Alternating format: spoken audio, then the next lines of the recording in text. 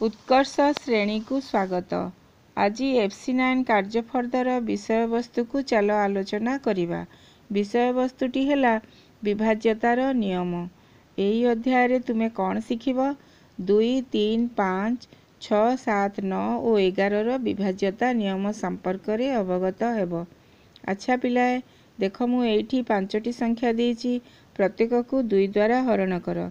देख केउं केउं संख्या 2 द्वारा विभाज्य हेउछि ताकू चिन्हट करी रख। वर्तमान 2 रो पणिकिया को देख। पणिकिया रे गुणफल गुड़िक किपरि अछि?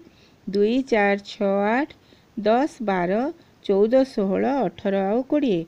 गुणफल गुड़िकर एकक अंक गुड़िक 0, 2, 4, 6, 8। देख मु एठी 2टी संख्या नेछि 422 और 225। 422 को 2 द्वारा हरण करी भागशेष 0 हेछि। 225 को 2 द्वारा हरण करी भागशेष 1 हेछि। अच्छा भागशेष आमे वियोग कला परे वियोग फलटी 2 द्वारा विभाज्य हेजिबो। ताहले 225 रो 1 वियोग करा जाऊ। कला परे आमे पाइले 224। 224 2 द्वारा विभाज्य। यार एकक अंक कौन? 4।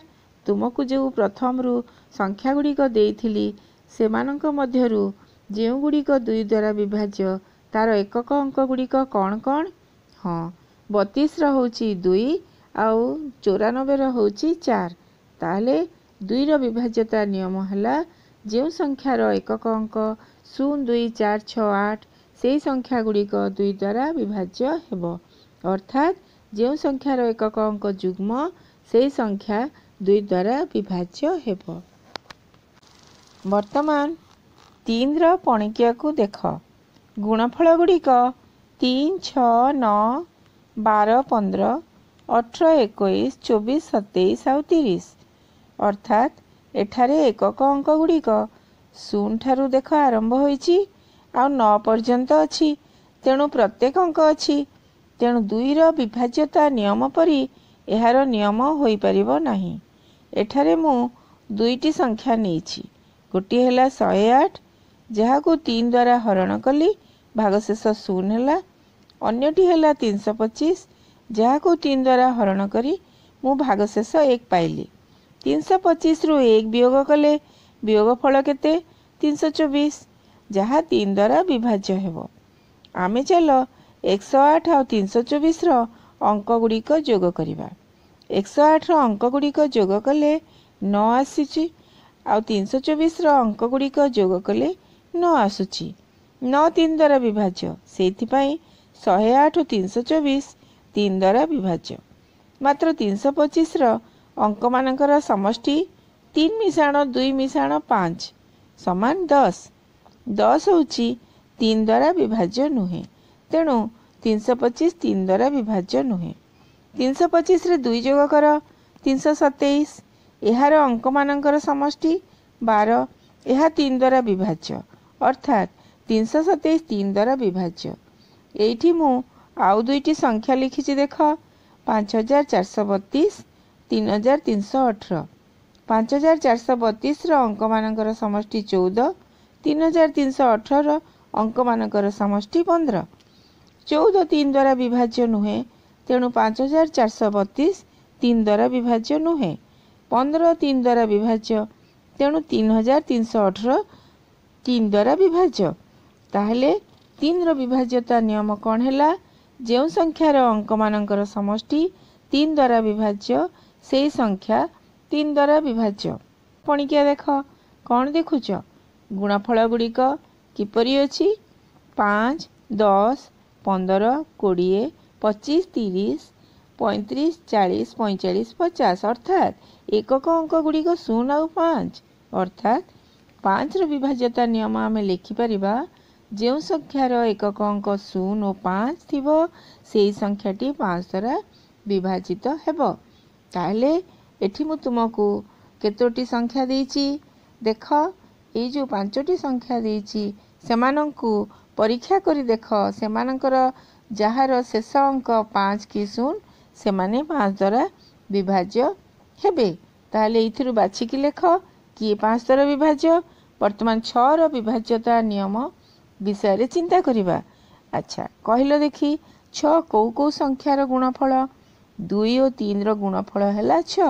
ଅର୍ଥାତ୍ ଯେଉଁ ସଂଖ୍ୟା 2 ଦ୍ୱାରା ବିଭାଜ୍ୟ ହେବ ଓ 3 ଦ୍ୱାରା ବିଭାଜ୍ୟ ହେବ ସେହି ସଂଖ୍ୟା 6 ଦ୍ୱାରା ମଧ୍ୟ ବିଭାଜ୍ୟ ହେବ।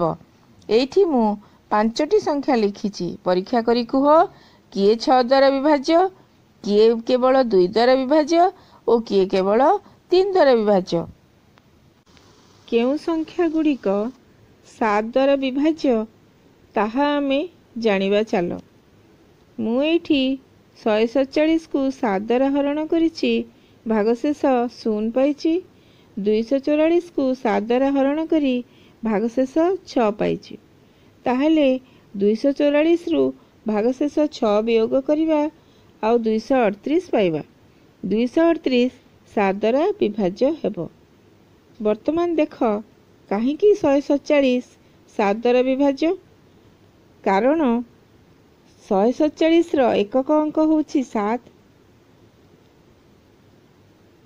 7ର 2 ଗୁଣ 14ରୁ ବିୟୋଗ କଲେ ଆମେ 0 ପାଇବା। 0 7 ଦ୍ୱାରା ବିଭାଜ୍ୟ। ସେହିପରି 244ର ଏକକ ଅଙ୍କ ହେଉଛି 4। 24ରୁ 4ର 2 ଗୁଣ ବିୟୋଗ କଲେ ଆମେ 16 ପାଇବା। 16 7 ଦ୍ୱାରା ବିଭାଜ୍ୟ ନୁହେଁ। ସେଇଥିପାଇଁ 244 7 ଦ୍ୱାରା ବିଭାଜ୍ୟ ହେଲା ନାହିଁ। କିନ୍ତୁ 238କୁ ପରୀକ୍ଷା କର। 238ରେ ଏକକ ଅଙ୍କ 8। 8ର 2 ଗୁଣ 23ରୁ ବିୟୋଗ କର। କେତେ ହେଲା? 7। 7 7 ଦ୍ୱାରା ବିଭାଜ୍ୟ। ସେଇଥିପାଇଁ 238 7 ଦ୍ୱାରା ବିଭାଜ୍ୟ। ବର୍ତ୍ତମାନ ଆମେ 4 ଅଙ୍କ ବିଶିଷ୍ଟ ସଂଖ୍ୟା ନେବା। 2345। ଏକକ ଅଙ୍କ 5। 234ରୁ 5ର 2 ଗୁଣ ବିୟୋଗ କଲେ 224 ପାଇବା। ପୁଣି 224କୁ ପରଖିବା ପାଇଁ 4ର 2 ଗୁଣ 22ରୁ ବିୟୋଗ କର। ଆମେ ପାଇବା 14। 14 7 ଦ୍ୱାରା ବିଭାଜ୍ୟ। ସେଇଥିପାଇଁ 2345 7 ଦ୍ୱାରା ବିଭାଜ୍ୟ। ତାହେଲେ 7ର ବିଭାଜନ ସୂତ୍ର ହେଲା, ଯଦି ଗୋଟିଏ ସଂଖ୍ୟା 3 ଅଙ୍କ ବିଶିଷ୍ଟ ହୁଏ ତେବେ ଏ ବି ସି, ତେବେ ଏ ବି ବିଯୁକ୍ତ 2c 7 ଦ୍ୱାରା ବିଭାଜିତ ହେଲେ ସଂଖ୍ୟାଟି 7 ଦ୍ୱାରା ବିଭାଜିତ ହେବ। ଆଚ୍ଛା, ୟାପରେ ଆମେ ଚାଲ 9ର ବିଭାଜନ ସୂତ୍ରକୁ ଯିବା। 9ର ବିଭାଜନ ସୂତ୍ର ହେଉଛି 3ର ବିଭାଜନ ସୂତ୍ର ପରି। ଯେଉଁ ସଂଖ୍ୟାର ଅଙ୍କମାନଙ୍କର ସମଷ୍ଟି 9 ଦ୍ୱାରା ବିଭାଜ୍ୟ ସେହି ସଂଖ୍ୟା 9 ଦ୍ୱାରା ବିଭାଜ୍ୟ। ଏଇଠି ମୁଁ 3ଟି ଉଦାହରଣ ନେଇଛି। 5355 ଯାହାର ଅଙ୍କମାନଙ୍କର ସମଷ୍ଟି 18, ତେଣୁ ଏହା 9 ଦ୍ୱାରା ବିଭାଜ୍ୟ। 6032 ଯାହାର ଅଙ୍କମାନଙ୍କର ସମଷ୍ଟି 11, ତେଣୁ 6032 9 ଦ୍ୱାରା ବିଭାଜ୍ୟ ନୁହେଁ। 8937 ଯାହାର ଅଙ୍କମାନଙ୍କର ସମଷ୍ଟି 27, 27 9 ଦ୍ୱାରା ବିଭାଜ୍ୟ, ତେଣୁ 8937 9 ଦ୍ୱାରା ବିଭାଜ୍ୟ। ବର୍ତ୍ତମାନ ଚାଲ 11ର ବିଭାଜ୍ୟତା ନିୟମ ସମ୍ପର୍କରେ ଜାଣିବା। ଗୋଟିଏ ସଂଖ୍ୟାର ଯୁଗ୍ମ ସ୍ଥାନର ଅଙ୍କମାନଙ୍କର ସମଷ୍ଟି ଓ ଅଯୁଗ୍ମ ସ୍ଥାନର ଅଙ୍କମାନଙ୍କର ସମଷ୍ଟିର ଅନ୍ତର 0 ହେଇଥିବ ବା 11 ଦ୍ୱାରା ବିଭାଜ୍ୟ ହେଇଥିବ, ତାହେଲେ ସେହି ସଂଖ୍ୟାଟି 11 ଦ୍ୱାରା ବିଭାଜ୍ୟ ହେବ। 1331 11 ଦ୍ୱାରା ବିଭାଜ୍ୟ। ଏଇଠି ଆମେ କାରଣ ଦେଖିବା। ଏଇଠି ଅଯୁଗ୍ମ ସ୍ଥାନ ହେଲା 1 ଆଉ 3, ଯୁଗ୍ମ ସ୍ଥାନ ହେଲା 3 ଆଉ 1। ତ 1 ଆଉ 3ର ଯୋଗଫଳରୁ 3 ଆଉ 1ର ଯୋଗଫଳ ବିୟୋଗ କଲେ 0 ଆସିଲା, ଯାହାକି 11 ଦ୍ୱାରା ବିଭାଜ୍ୟ। 1532କୁ ଦେଖ ହରଣ କରାଯାଇଛି 11 ଦ୍ୱାରା, ବିଭାଜ୍ୟ ନୁହେଁ 11 ଦ୍ୱାରା। କାରଣ ଏଇଠି ଦେଖ, ଏଠି ଅଯୁଗ୍ମ ସ୍ଥାନରେ କିଏ ଅଛି? 1 ଆଉ 3। ଯୁଗ୍ମ ସ୍ଥାନରେ 5 ଆଉ 2।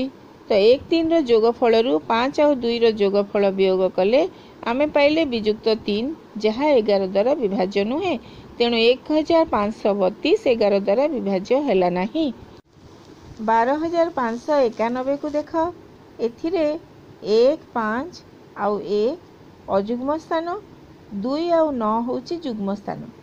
1 5 1ର ଯୋଗଫଳରୁ 2 ଆଉ 9ର ଯୋଗଫଳର ସମଷ୍ଟିକୁ ବିୟୋଗ କଲେ ଆମେ ପାଇବା ବିଯୁକ୍ତ 4, ଯାହା 11 ଦ୍ୱାରା ବିଭାଜ୍ୟ ନୁହେଁ। ତାପରେ ଦେଖ ମୁଁ ନେଇଛି 8294। 8294ର 8 ଆଉ 9 ହେଉଛି ଅଯୁଗ୍ମ ସ୍ଥାନ, 2 ଆଉ 4 ହେଉଛି ଯୁଗ୍ମ ସ୍ଥାନ। ताहले 8 और 9 रो जोगफल 2 और 4 रो जोगफल को वियोग कले आमे पाइले 11। 11 द्वारा विभाज्य, तेणु 8294 11 द्वारा विभाज्य। हेले आज पिला माने तुमे माने शिखिल 2, 3, 5, 6, 7, 9, 11 रो विभाज्यता नियम संपर्क रे। वर्तमान तुमे माने तुमरो कार्यपत्रिका 9 रो प्रश्न उत्तर करिवो, विभाज्यता नियम को ठीक भाबरे लिखिवो और प्रत्येक रु 5टी लेखाएं सठिक संख्या लिखिवो। ताहले आजिरो शिक्षण कार्य एतिकिरे रहिला।